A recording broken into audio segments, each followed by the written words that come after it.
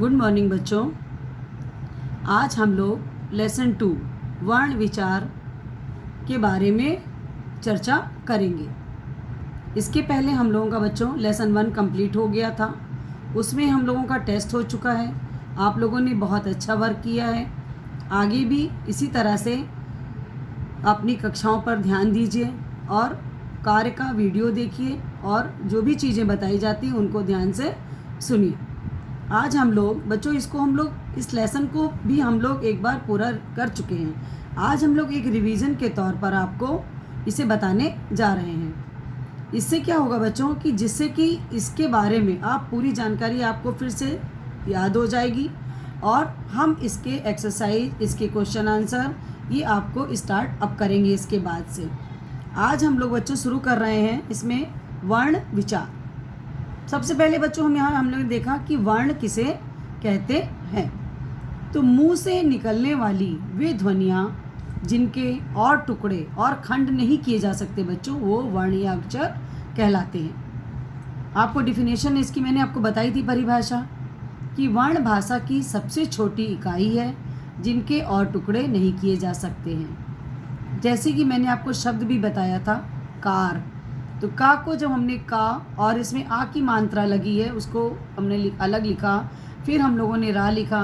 फिर मैंने आपको बताया था कि छोटे आ का इसमें लोप होता है, छोटे आ की कोई मात्रा नहीं लगती। जब हम उच्चारण करते हैं तो छोटा आ उसमें उच्चारण में हमारी ध्वनि में निकलता है। तो बच्चों ये हमारा शब्द बना था कार। फिर हम लोगों ने बच्चों इसमें देखा वर्ण के बाद वर्णमाला। वर्णमाला किसे कहते हैं? वर्णों के निश्चित क्रम को, एक जो हमारा एक नियम से बना हुआ है, क्रम बना है, उसे हम लोग बच्चों वर्णमाला कहते हैं। वर्णमाला में बच्चों 2 प्रकार के वर्ण होते हैं, ये आपको बताया था मैंने, स्वर और व्यंजन। स्वर में बच्चों मैंने आपको पूरा बताया है, व्यंजन बताया है। आज हम लोग स्वर के बारे में इधर देखते हैं। स्वर किसे कहते हैं?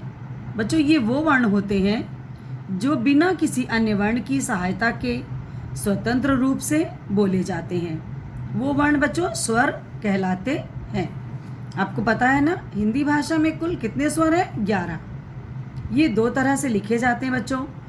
एक तो ये अपने मूल रूप में लिखे जाते हैं जैसे आ, ई, ओ, ए आदि। दूसरा होता है बच्चों इनकी मात्रा के रूप। जब ये वर्ण जो है स्वर वर्ण बच्चों जब वर्ण व्यंजन के साथ लगते हैं तो ये कैसे लगते हैं? ये मात्राओं के रूप में लगते हैं। जैसे बच्चों देखिए चा में ये क्या है? बड़े आ की मात्रा यहाँ पे लगी। उसके बाद देखिए बा में क्या लगा है? बड़ी की मात्रा। तो हमारा ये कौन सा शब्द बना बच्चों?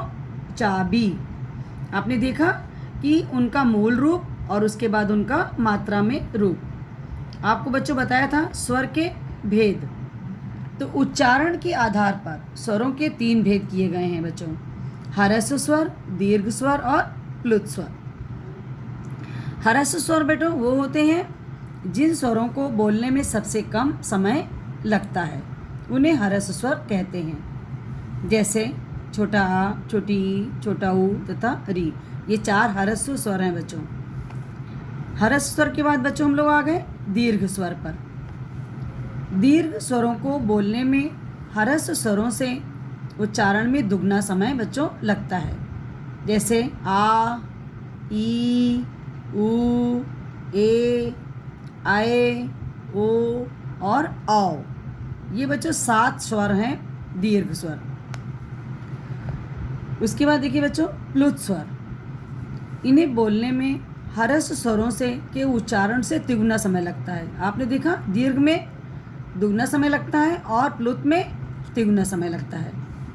इसमें ज़्यादातर एक ही स्वर है बच्चों, जैसे ओम।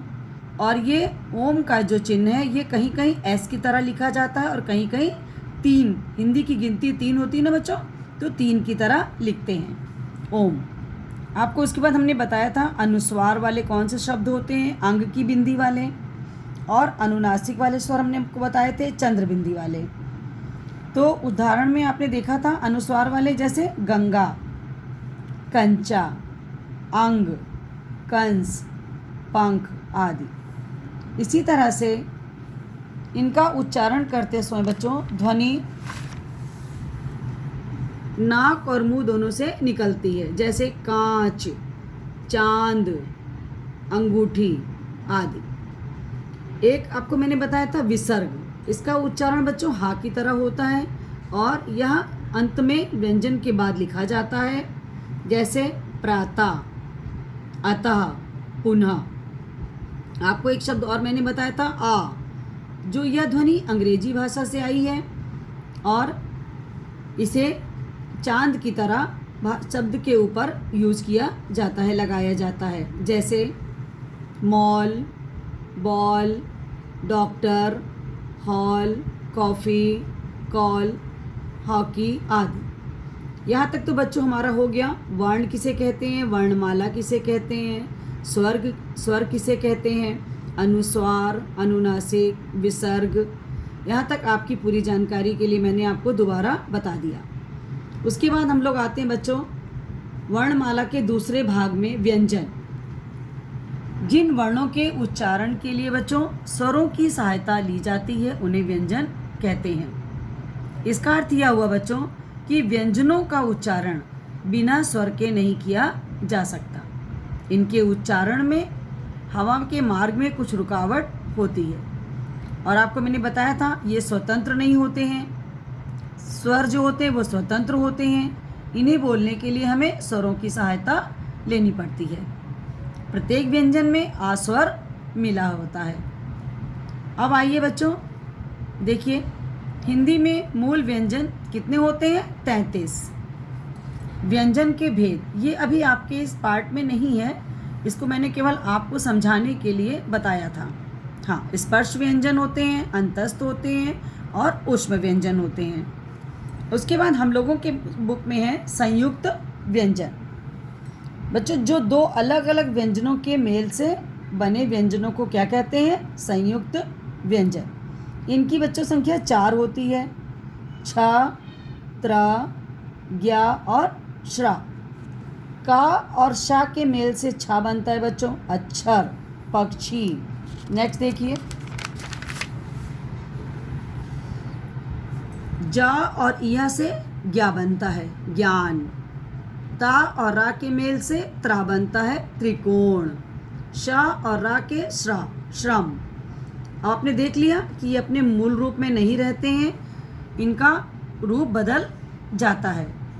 आपको फिर बताया था मैंने संयुक्ताक्षर क्या होते हैं। संयुक्त व्यंजनों की तरह ही बच्चों संयुक्ताक्षर भी होते हैं। ये अलग अलग व्यंजनों के मिलने से बनते हैं, जैसे चा और छा। तो यहाँ पर बच्चों देखिए आधा चा और छा हो गया।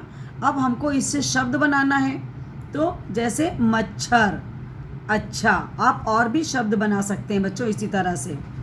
अब देखिए इसके बाद द्वित व्यंजन। द्वित व्यंजन मैंने आपको बताए थे कि जब दो समान एक जैसे व्यंजनों से मिलकर व्यंजन को क्या कहते हैं बच्चों, द्वित व्यंजन कहते हैं। आपने यहाँ दोनों में डिफरेंस देखा ना, यहाँ पर क्या था, यहाँ पर दोनों अलग अलग वर्ण हैं, अलग अलग व्यंजन हैं। यहाँ पर बच्चों क्या है, दोनों एक जैसे हैं, चा और चा। तो एक आपका आधा चा और एक आपका पूरा चा। इन दोनों को मिला के जब आपने शब्द बनाया बच्चों तो सच्चा, बच्चा। इस तरह से आप और भी कई शब्द हैं जो आप बना सकते हो। यहाँ तक आपका बच्चों हो गया आपका इस पार्ट का पूरा रिवीजन। पूरा आपको जानकारी मिल गई है। अब आप देखेंगे इसके बाद क्या बचा है बच्चों, स्वरों की मात्राएं। ये मैंने आपको पहले भी बता चुकी हूँ मात्राएं, आज हम एक बार फिर से बता रहे हैं। स्वर बच्चों यदि व्यंजन से पहले जुड़ते हैं तो वे अपने मूल रूप में लिखे जाते हैं, परंतु जब वे स्वर व्यंजन के बाद जुड़ते हैं तो ये अपने मूल रूप में न जुड़कर क्या हो जाते हैं बच्चों, आपको बताया अभी मैंने ना, मात्राएं कहलाते हैं। ये चिन्ह हो जाते हैं, तो इनको क्या कहते हैं, मात्राएं कहते हैं। छोटा आ को छोड़कर बच्चों सभी स्वरों की मात्राएं होती हैं। सबसे पहले आप देख लीजिए कि स्वर आपको मैंने बताए थे 11, आ, ई, उ, री, ए, ओ, औ। ये तो बच्चों आपको मैंने 11 स्वर बताए थे। आपको पता ही है इनके मूल रूप में प्रयोग। आ से जैसे अदरक, आ से आम, ई से इमली, ई से ईख, ऊ से उल्लू, बड़ा ऊ से ऊन, री से ऋषि, ए से एड़ी, ऐ से ऐनक, ओ से ओखली, औ से औरत। तो ये हो गए आपके मूल रूप के स्वर। मात्राएं मैंने आपको बताई। इन मात्राओं का अब हम क्या करेंगे, व्यंजन के साथ प्रयोग करेंगे बच्चों। जैसे चा शब्द है बच्चों, वर्ण, उसके साथ मैंने आपको आ की मात्रा लगा दी, तो ये शब्द क्या बन गया बच्चों, चा। अब इससे जब स्वर में इसका जब हम लोगों ने प्रयोग किया तो कैसे हुआ, देखिए, चार, चाक। उसी तरह देखिए छोटी की मात्रा, गा में छोटी की मात्रा लगा दी, गी, तो क्या बना, गिन, गिलास। ना में बड़ी की मात्रा लगाई हम लोगों ने, नी, नीर, नीला। खा में छोटे ऊ की मात्रा, खू, खुश, खुला। फा में बड़े ऊ की मात्रा बच्चों, फूल, फूटना। पा में री लगाया, प्री, तो क्या हो गया बच्चों, पृष्ठ, पृथ्वी। माँ में ए की मात्रा, मेज, मेल। बा में ऐ की मात्रा, बै, बैल, बैठना। सा में ओ की मात्रा लगाई तो सो, सोना, सोचना। ता में औ की मात्रा लगाई बच्चों तो तौ, तौल, तौलिया। ये हो गए आपके मात्राओं का प्रयोग। अब बच्चों रा की मात्रा के लिए आपको, रा में आपको पता है बच्चों, छोटा ऊ और बड़े ऊ की मात्रा जब लगाते हैं तो रा के नीचे नहीं लगाते हैं, उसको हम लोग कहाँ लगाते हैं, बीच में लगाते हैं। जैसे देखो बच्चों, रा छोटा ऊ, अब हम लोग को क्या बनाना है, रा में ऊ की मात्रा लगा के दिखा दी आपको। इससे शब्द बनाया रुपया, रुई। देखिए रा में बड़ा ऊ की मात्रा लगी है, शब्द बना रूप, अमरूद।